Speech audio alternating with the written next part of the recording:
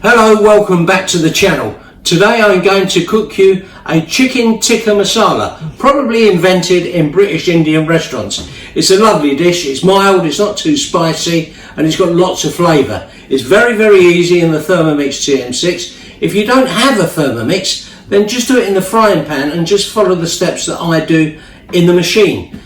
Let's see how we do. It looks complicated, but believe me, it's not, and it tastes sensational. See you in a minute. First of all, fry the chicken tikka, which I marinated for at least 2 to 3 hours in yogurt, tikka paste, garlic and lemon juice. Fry it until it's cooked all the way through, about 3 to 6 minutes. And then once it's done, put it to one side. It should look like this.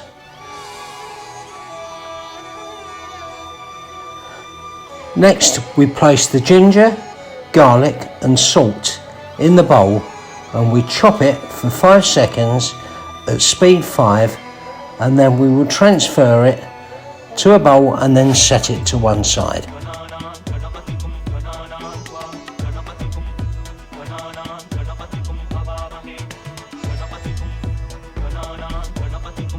There we are, that's done. Now the next thing we do is we'll place the ghee and the onion in the mixing bowl and then chop this for 5 seconds at speed 5 and then fry it for 5 minutes on the varoma.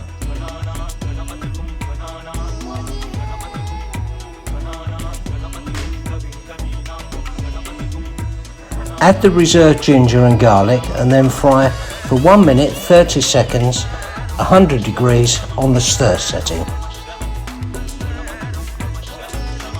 Add all the spices, that's the turmeric, the cumin, the coriander, the garam masala, the paprika, the sugar, and then we also put in the tomato puree, and then we'll cook this for 2 minutes 100 degrees on the stir setting.